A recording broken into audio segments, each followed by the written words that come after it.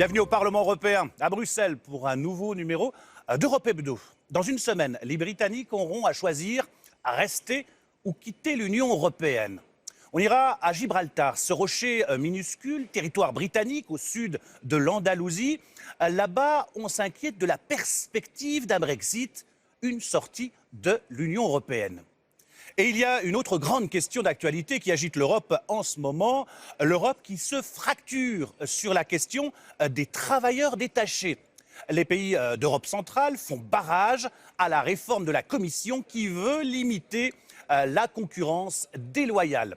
On en débat avec nos invités, les eurodéputés français Elisabeth Morin-Chartier, Guillaume Balas et un eurodéputé roumain, Cristian Dan Preda. Mais tout de suite, Brexit ou pas Brexit, la Grande-Bretagne va-t-elle quitter l'Union européenne? Réponse le 23 juin avec le référendum sur le Brexit. Une perspective qui suscite particulièrement l'inquiétude à Gibraltar, petit territoire britannique collé à l'Andalousie espagnole. Le reportage de François Dallemand.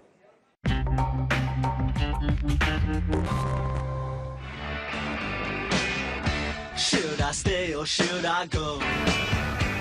Voitures, deux roues et même piétons, des milliers de travailleurs ou de touristes traversent chaque jour la frontière entre l'Espagne et la Grande-Bretagne, ou plutôt Gibraltar.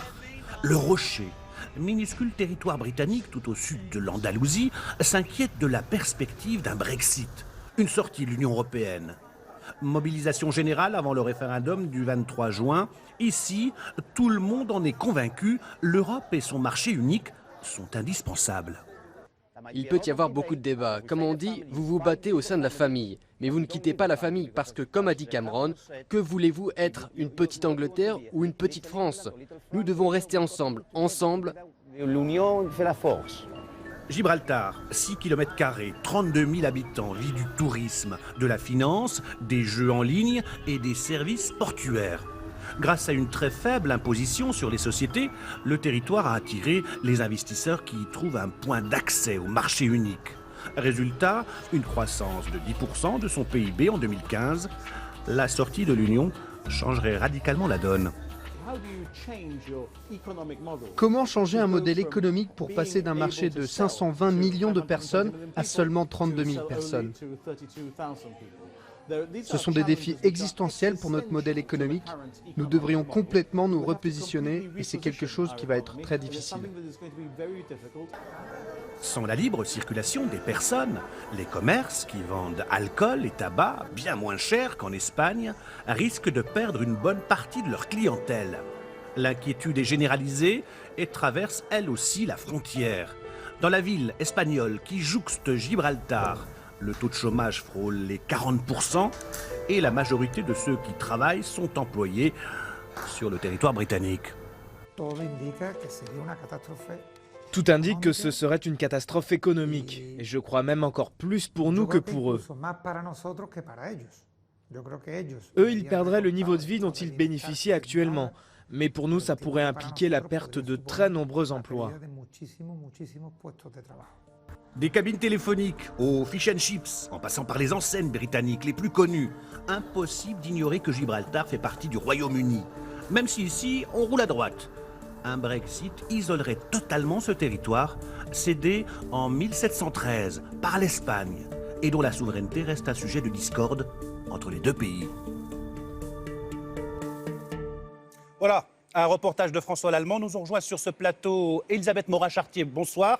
Vous êtes eurodéputée du groupe PPE. En France, vous êtes chez les Républicains, questeur du Parlement européen et présidente de l'Union européenne des femmes. Vous êtes aussi co-rapporteur du Parlement européen sur la révision de la directive sur les travailleurs détachés. On en parle en seconde partie d'émission. Guillaume Balas, bonsoir. Vous êtes eurodéputé socialiste, membre de la commission emploi et affaires sociales, tout comme Elisabeth Morin-Chartier d'ailleurs. Vous êtes chargé d'un rapport parlementaire sur le dumping social devant être voté en session plénière en septembre prochain. On en parle en seconde partie d'émission. Enfin, Cristian Dan Preda, bonsoir. Vous êtes eurodéputé roumain du groupe PPE, qui regroupe la droite ici au Parlement européen. Vous êtes aussi professeur de sciences politiques. Le 23 juin, les Britanniques devront donc répondre à une question. Est-ce que le Royaume-Uni doit rester membre de l'Union européenne ou quitter l'Union européenne? Question toute simple, qu'est-ce que risquent les Britanniques s'ils disent bye bye, je quitte le club? La première des choses, il se coupe du marché unique européen des 500 millions de consommateurs. Ça, c'est une évidence. Mais il se coupe en même temps des fonds européens qui viennent soutenir le développement de l'ensemble de la Grande-Bretagne. Pensez une chose, c'est que rien qu'au niveau de l'Irlande du Nord, c'est 3,5 milliards de fonds européens qui viennent soutenir le développement. Et puis enfin, c'est aussi se couper de tous les fonds qui viennent soutenir l'innovation, la recherche dans les universités. C'est couper les jeunes du programme Erasmus. C'est se couper de beaucoup de choses. Mais ça a aussi un impact sur les Britanniques qui sont en France et qui bénéficient par exemple des soins de santé accordés par la France aux citoyens britanniques. Attention, casse-cou. Ça concerne aussi les 500 millions d'Européens, ça nous concerne nous. Qu'est-ce que risque l'Union européenne si les Britanniques quittent l'Europe? C'est l'effritement? Il y a deux thèses. Il y a ceux qui disent que ça risque en effet d'amener une décomposition supplémentaire de l'Union européenne, notamment par un effet domino et des effets d'imitation, en disant si les Britanniques l'ont fait, nous aussi on peut demander des opt-out, c'est-à-dire des privilèges, entre guillemets. Une autre thèse dit, au contraire, ça va permettre de faire en sorte que, en gros, entre continentaux, on puisse avoir un projet politique mieux défini. J'ai tendance à penser que leur départ, malgré tout, ne serait pas une bonne nouvelle. Je ne crois pas qu'on puisse penser qu'on fera mieux parce qu'on est moins. Par contre, et en revanche, qu'ils restent ou qu'ils partent, on voit bien qu'il y a une nécessité de redéfinir aujourd'hui le projet politique européen, sans doute autour de la zone euro d'ailleurs. Christiane Dal Preda, s'ils partent, c'est une catastrophe ou finalement c'est une bonne nouvelle, un coup de fouet pour relancer l'Europe? Écoutez, attendons le jour du vote. Tout le monde sait qu'initialement, c'était une question propre au Parti conservateur. C'était un débat à l'intérieur de ce grand parti britannique. Ensuite, c'est devenu une question pour les Britanniques. Le 23 juin, on va voir si c'est vraiment une question européenne ou si c'est limité à la Grande-Bretagne. Moi, j'espère toujours qu'ils vont rester parce qu'il m'est difficile personnellement d'imaginer l'Europe unie sans les Britanniques. Je sais que les conséquences sont graves. Parfois, en même temps, il faut savoir que les peuples font des graves erreurs. Ce n'est pas la première fois qu'on... Sans faire dans la politique fiction, vous pensez qu'ils vont partir ou rester? Moi, je voudrais rajouter une chose pour que les Britanniques choisissent en connaissance de cause. Aujourd'hui, toutes les grandes décisions se prennent au niveau du G20. Et aujourd'hui, il y a 4 puissances européennes qui siègent au G20. L'Angleterre, l'Allemagne, la Grande-Bretagne, l'Allemagne, la France et l'Italie. Si la Grande-Bretagne quitte le G20, il faut qu'elle sache qu'elle ne quitte l'Union européenne, elle quitte le G20. Et à ce moment-là, toutes les grandes décisions internationales qui concernent l'environnement, le commerce, etc., se prendront sans les Britanniques. À bon entendeur, salut. Voilà, à bon entendeur, salut. Et il y a une autre grande question d'actualité qui agite l'Europe en ce moment. L'Europe qui se fracture sur la question des travailleurs détachés. Les pays d'Europe centrale font barrage à la réforme de la Commission qui veut limiter la concurrence déloyale. Stéphanie Despierres.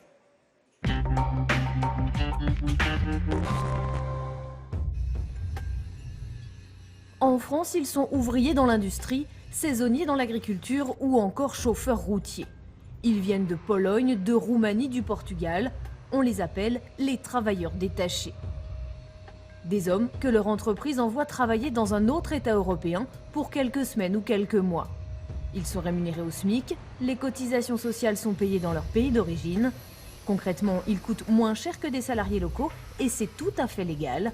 Mais entre 2010 et 2014, le nombre de travailleurs détachés a augmenté de 50%. Ils sont 1 900 000 en Europe, 286 000 rien qu'en France. Le phénomène a pris une telle ampleur que la Commission européenne a décidé de s'attaquer à ce statut de travailleur détaché. Ce statut, qui au départ avait été créé pour simplifier les prestations de services au-delà des frontières, est désormais perçu comme un système qui favorise la concurrence déloyale et le dumping social. Début mars, la Commission européenne a donc présenté son projet de réforme. Elle veut limiter le détachement à 2 ans et surtout garantir le principe à travail égal, rémunération égale. Le député européen Philippe Juvin s'en félicite. Il y a un point fondamental, c'est qu'à travail égal, salaire égal. C'est-à-dire qu'un travailleur qui viendra travailler en France, qu'il soit roumain, bulgare, allemand ou français, devra gagner la même somme pour un travail donné. Il ne doit plus y avoir de dumping salarial. On ne doit pas payer moins un bulgare ou un roumain parce qu'il vient en France et qu'il est travailleur détaché. Resterait cependant la différence de charge sociale, toujours au taux du pays d'origine. L'écart est pourtant de taille d'un État à l'autre. En France, par exemple, le taux est de 53%, en Pologne de 24% seulement.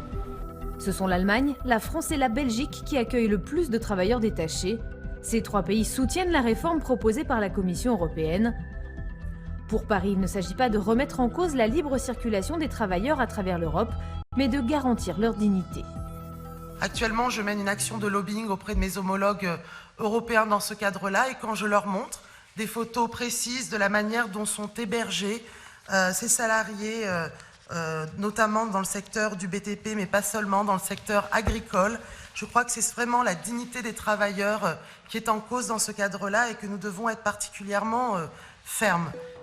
Parmi les États membres qu'il faut convaincre, la Pologne, c'est le pays qui envoie le plus de travailleurs détachés en France. Mission presque impossible, cette question des travailleurs détachés est politiquement brûlante. Elle accentue la fracture entre deux Europes. À l'ouest, celle des pays fondateurs qui veulent réformer. À l'est, celle des nouveaux entrants, comme la Pologne, la Roumanie ou la Bulgarie, qui ne veulent surtout pas qu'on modifie ce statut.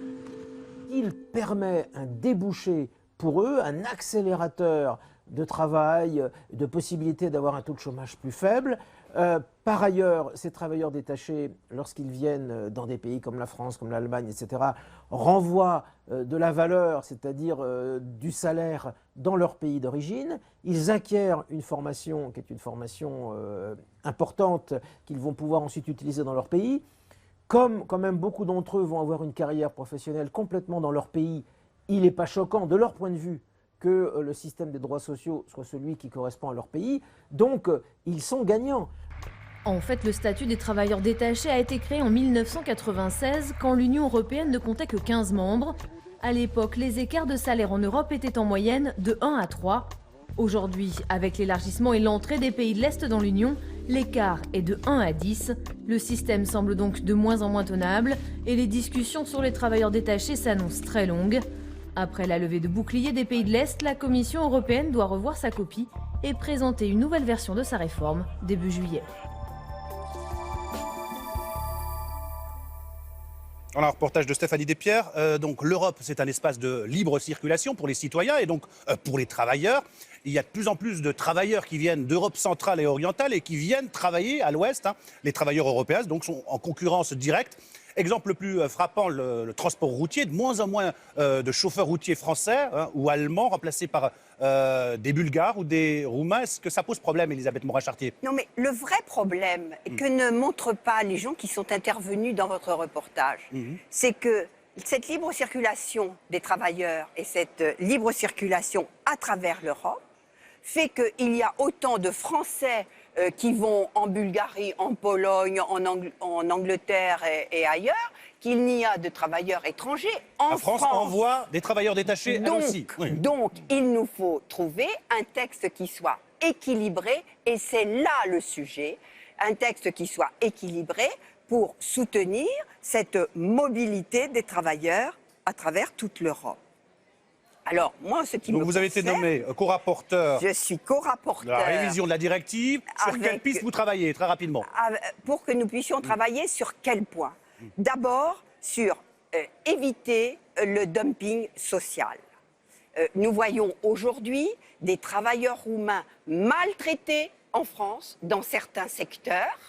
Et en particulier, vous prenez l'exemple du transport routier, sur lesquels on retient sur leur salaire, leur hébergement, leur nourriture, etc. Donc, nous voulons à la fois protéger les travailleurs étrangers dans tous les pays européens, mais en même temps favoriser une concurrence loyale entre les entreprises. Parce que, comme vous l'avez bien dit dans ce reportage, le fait que la protection sociale et donc les taxes salariales soient différentes à travers les pays européens font que la concurrence au niveau européen entre les entreprises est complètement bridée. Il y a une concurrence déloyale, c'est du dumping social, Guillaume Balas? Oui, mais attention aux responsabilités. J'aime pas du tout cette fracture Est-Ouest qu'on essaie de nous montrer. Je vais vous dire pourquoi. La plupart des grosses entreprises qui aujourd'hui profitent de ce dumping social... C'est une réalité, hein, 11 pays. Oui, mais attendez. Bulgarie. Attendez. Ce sont des entreprises de l'Ouest. Par exemple, sur le transport international, la plupart des entreprises qui font concurrence aux salariés français aujourd'hui sont des entreprises parfois françaises et qui délocalisent dans ces pays pour pouvoir le faire. D'un autre côté, je remarque que les syndicats des salariés aujourd'hui dans les pays d'Europe centrale et de l'Est sont favorables aujourd'hui à des mesures d'harmonisation, notamment sur la question des travailleurs détachés. Franchement, travailler dans des conditions épouvantables, c'est pas non plus pour eux formidable. Voilà. Donc, je crois qu'il faut avoir une réflexion européenne sur le sujet, de dire comment progressivement on peut amener à la convergence des droits. Ne restons pas dans ce modèle tel qu'il est aujourd'hui. Parce que les peuples le refuseront. Et attention, le marché intérieur n'est pas éternel, il n'est pas impossible, et ça commence à se voir, que de grands pays, et comme la France, et comme l'Allemagne, aient un jour des forces à leur tête qui disent, on se retire du marché intérieur, on le brise, parce qu'aujourd'hui, on n'en veut plus. Et c'est un discours de plus en plus entendu parmi nos concitoyens aujourd'hui. Si on veut sauver le marché intérieur, il faut de l'harmonisation sociale. Alors un projet de réforme qui déchire donc l'Europe aujourd'hui, inacceptable pour la Pologne, la Hongrie ou encore la Roumanie qui y voit une entrave à la liberté de circulation des travailleurs. Christiane Preda, c'est votre opinion?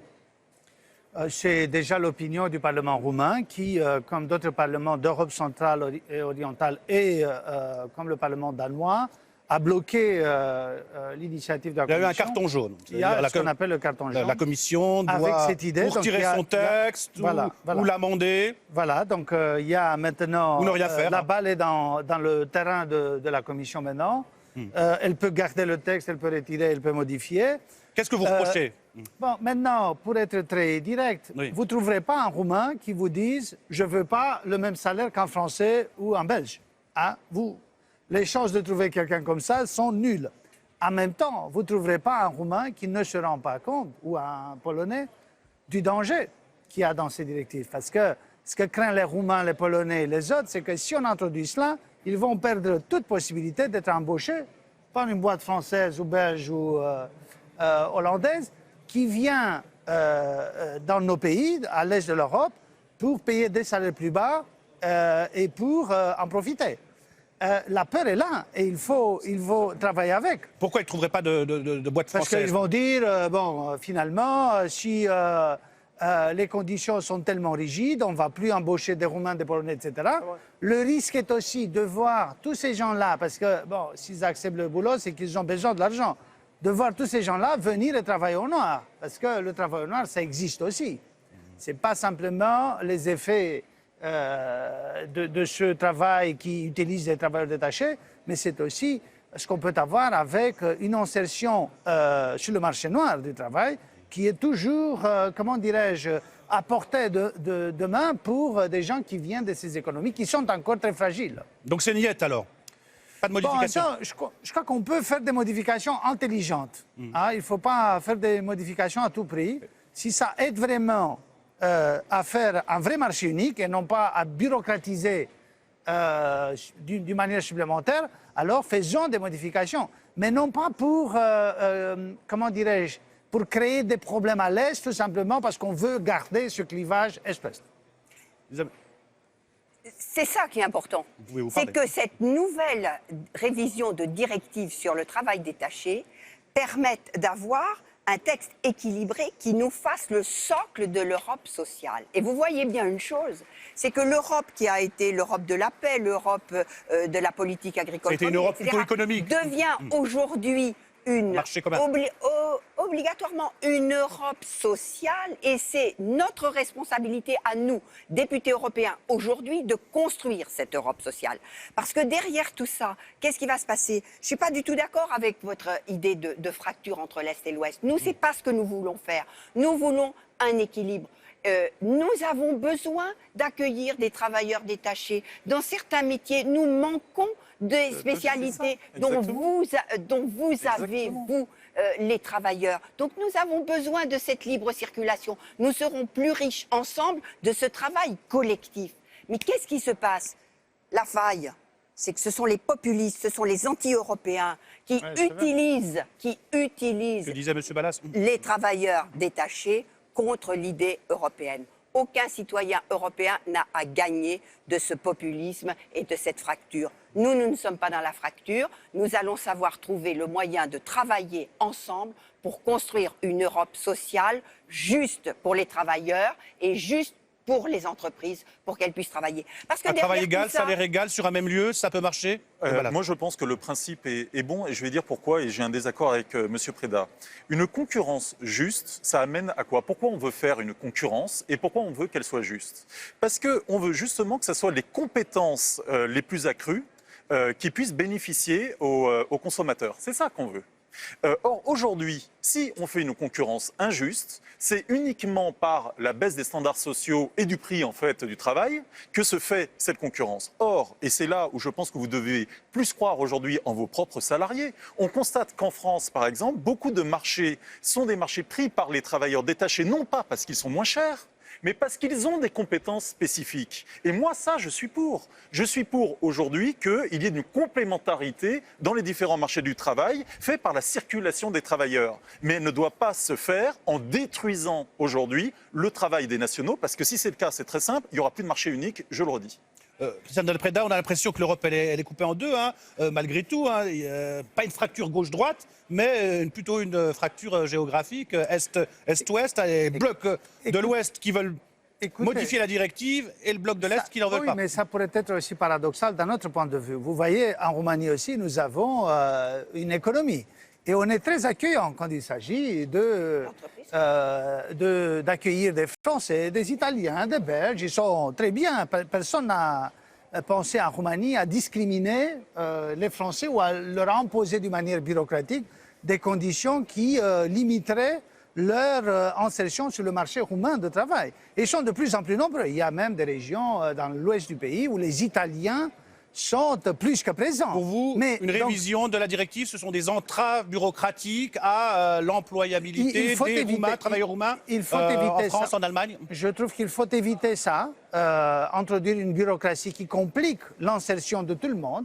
Je crois aussi qu'il faut tenir compte de ces expériences qu'on ne voit pas assez souvent, c'est-à-dire des Occidentaux qui viennent à l'Est et qui font des bons boulots, des petites affaires et aussi des grandes affaires.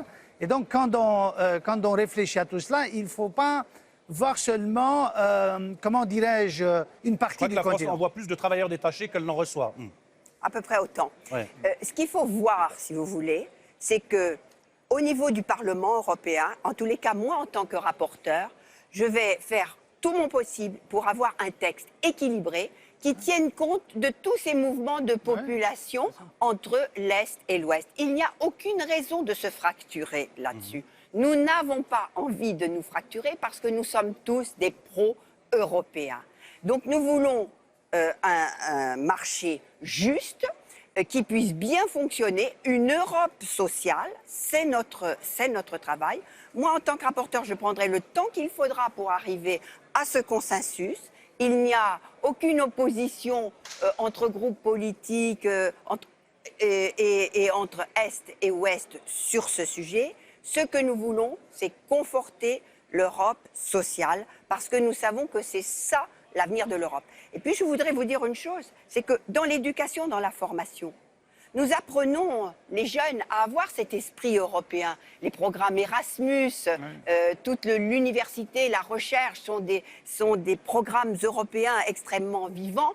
Comment voulez-vous qu'on élève les jeunes dans un esprit pro-européen et qu'ensuite, dans le monde du travail, on vienne casser ce que l'on a construit les années précédentes? Ça n'est pas du tout notre objectif.